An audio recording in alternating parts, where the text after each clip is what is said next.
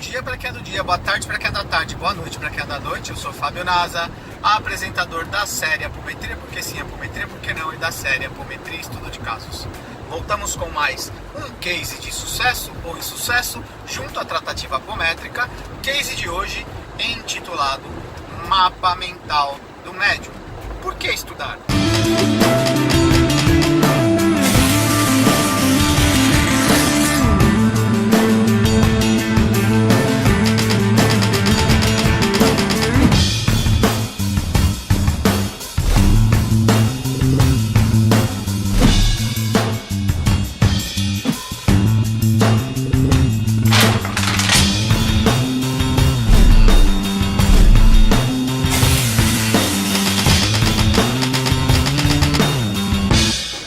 Mais um case de sucesso ou insucesso junto à tratativa apométrica. O case de hoje, mapa mental do médium.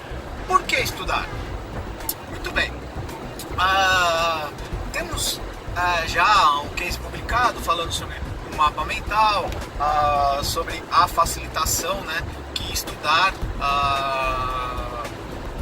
traz ao médium e aos espíritos, os guias, os orientadores espirituais, os trabalhadores, tarefeiros, que seja que nome vocês queiram dar ao conjunto como um todo.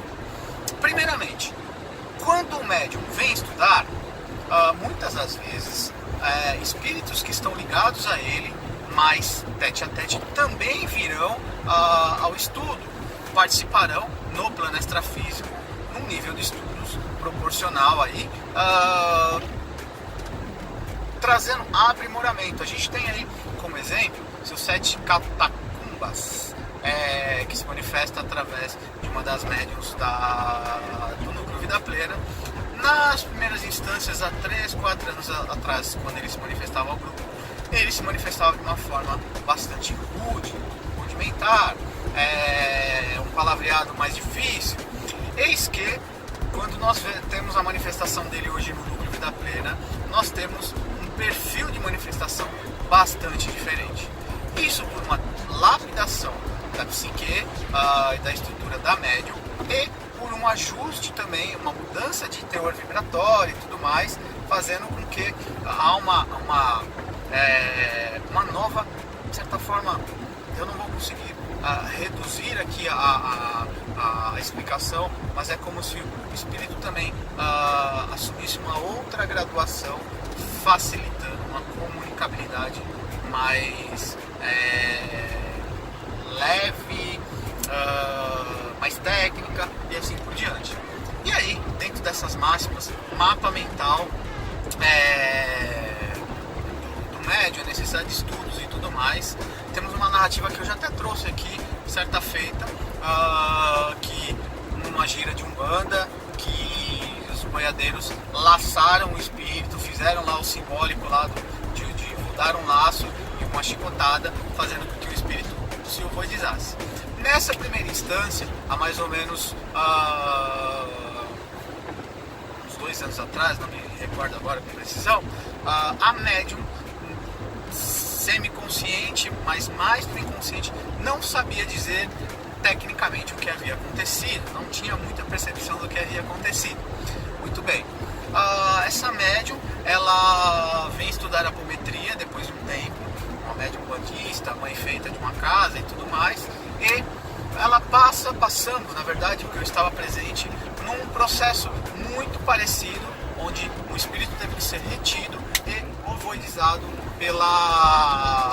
pelo guia, a qual estava dando a guarida para a estrutura de trabalho e assim por diante.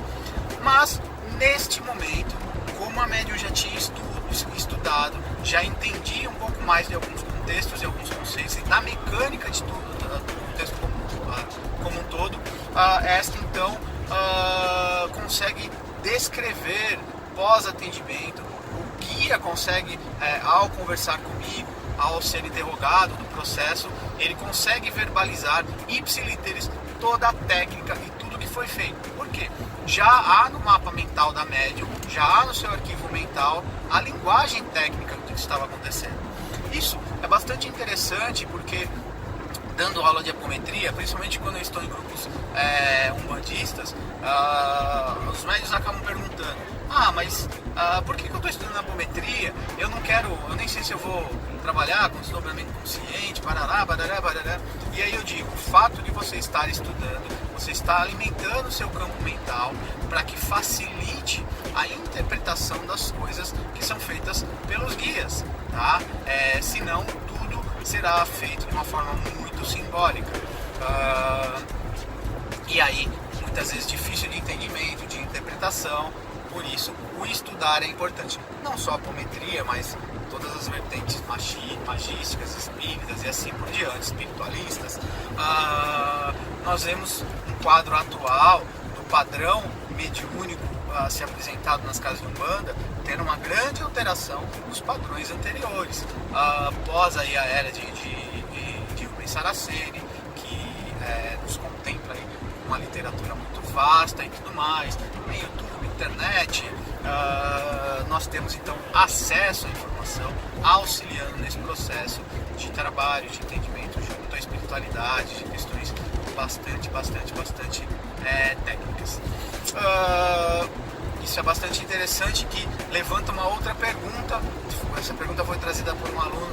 Fábio, mas se a apometria vem lá de 1960 e pouquinho, e ela vem se divulgando agora, e esses processos obsessivos complexos, instalação de micro-organizadores florais e tantas outras questões que vêm à tona ao entendimento da ferramenta apométrica, do curso de apometria e tudo mais. Como é que fica?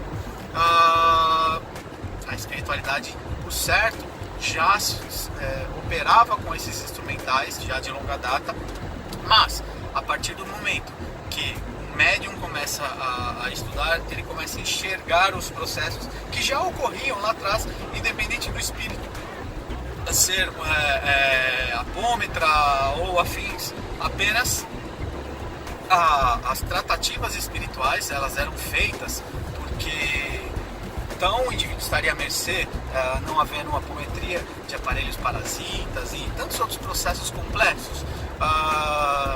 Não, mas muitas vezes uma dificuldade maior de articulação, uma dificuldade maior de interação com o processo, um caminho talvez um pouco mais longo, acho que é a melhor palavra, quando não colado com a ideia do uso da ferramenta apométrica. Bastante interessante então este case, para a gente entender aí quão importante é o estudo do médium, o desenvolvimento dele e tudo mais. É prática para consolidar a parte teórica. Ok? Acesse meu site www.fabionasa.com.br. Beijos, compartilhe.